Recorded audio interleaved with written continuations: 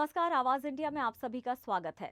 Mumbai high court में ट्राम्बे विधानसभा seat से सना नवाब मलिक की उम्मीदवारी को लेकर बड़ा विवाद खड़ा हो गया है। एडवोकेट महेंद्र भेंगारदेवे ने उनके खिलाफ जनहित याचिका दाखिल की है। याचिकाकर्ता का आरोप है कि सना नवाब मलिक ने अपने चुनावी हलफनामे में अहम जानकारियां छुपाई हैं, जो कि एक अपराध है। भेंगारदेवे का कहना है कि ये मामला न केवल चुनावी प्रक्रिया की पारदर्शिता बल्कि लोकतंत्र के प्रति जनता के विश्वास से जुड़ा हुआ है। उन्होंने हाईकोर्ट से सना नवाब मलिक के नामांकन को रद्द करने की मांग की है। मुंबई हाईकोर्ट ने इस पीआईएल को सुनवाई के लिए स्वीकार कर लिया है और अब ये मामला ट्राम्बे विधानसभा क्षेत्र के चुनाव और क्षेत्रीय राजनीति के लिए एक महत्वपूर्ण मोड़ साबित हो सकता है। ने 172 अणुशक्ति नगर से इलेक्शन लड़ा था। अभी एमएलए का जो इलेक्शन हुआ रिसेंट, तो उसमें स्क्रूटिनी के दरमियान मैंने कुछ ऑब्जेक्शंस उठाए थे सना मलिक जी के नॉमिनेशन फॉर्म पर। तो उस दरमियान इलेक्शन ऑफिसर जो है, रिटर्निंग ऑफिसर, तो उन्होंने मेरे बात को ज़्यादा सीरियसली नहीं लेते हुए उन्होंने अपने पावर का मिसयूज़ करते हुए मैंने जो ऑब्जेक्शन रेज किए थे उसको सेट असाइड करके उन्होंने उनका नॉमिनेशन फॉर्म एक्सेप्ट किया था। उस नॉमिनेशन फॉर्म में मेरे ऑब्जेक्शंस ये रहे थे कि उन्होंने जो एफिडेविट में उनका नंबर दिया था, सीरियल नंबर, जो उन्होंने कहा था कि ये सीरियल नंबर पर मेरा नाम वोटर लिस्ट में दिया है, तो जब हमने क्रॉस चेक किया तो उसमें किसी और का नाम था। ये मेरा पहला ऑब्जेक्शन था। और दूसरा ऑब्जेक्शन मेरा ये था कि अगर उनका नाम है तो आप दिखाइए कहीं दूसरी जगह पर भी है। तो इलेक्शन कमीशन रिटर्निंग ऑफिसर ने कहा कि उनका नाम दूसरे नंबर पे है। तो जब हमने वो दूसरे नंबर पे नाम चेक किया तो उस नंबर पे भी वो नाम नहीं था। उनका नाम वहाँ पर सना नवाब मलिक इस तरह से था, लेकिन उन्होंने इलेक्शन का फॉर्म जो भरा था वो सना मोहिउद्दीन शेख के नाम से भरा था। तो there is a variation in the name.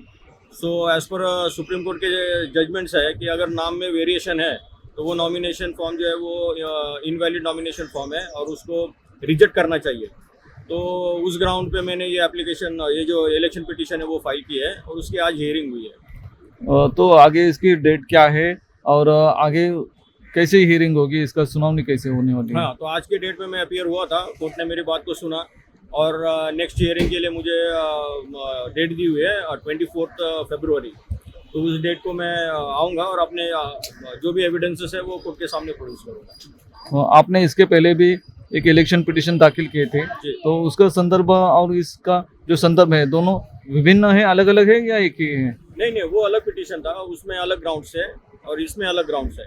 ठीक है, अभी ये जो पिटीशन है इसमें ग्राउंड्स अलग है और इसमें मैंने ये भी मतलब कोर्ट से रिक्वेस्ट की है कि अगर कोई बंदा उस एरिया में रहता है जहाँ से वो कंटेस्ट कर रहा है, समझो, तो वहाँ पर उन्होंने अपना नाम दिखाया कि मैं इस पर्टिकुलर कॉन्स्टिट्यूंसी में रहते हैं करके। तो उसके मतलब उनका जो नाम ऐड हुआ है इलेक्शन लिस्ट में वो किस आधार पे हुआ है और उनका क्या प्रॉपर्टी है वहाँ पर उस एरिया में, जो उन्होंने क्लेम किया कि हम यहाँ पर रहते हैं और इस मतदार संघ में हमारा नाम आया है। तो उस कॉन्स्टिट्यूंसी में नाम ऐड करने के लिए उनका कोई प्रॉपर्टी होना चाहिए, कुछ मतलब वहाँ पे रेंट पे रहना चाहिए, ऐसा कुछ एक एविडेंस होना चाहिए जिसके आधार पर वो नाम लगता है।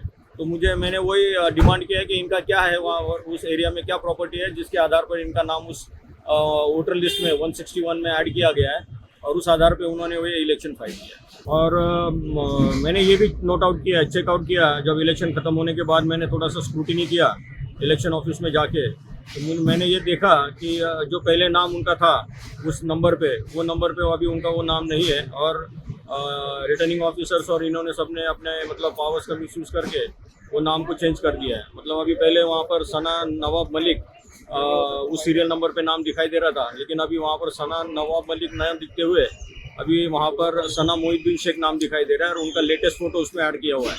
तो ये सारी चीज़ें हैं वो इलेक्शन के दरमियान इन्होंने मैनिपुलेट की है ताकि कोई चैलेंज ना हो सके उसके लिए। तो उसका मैंने एविडेंस निकाल के रखा हुआ है और वो मैंने कोर्ट में प्रोड्यूस किया हुआ है।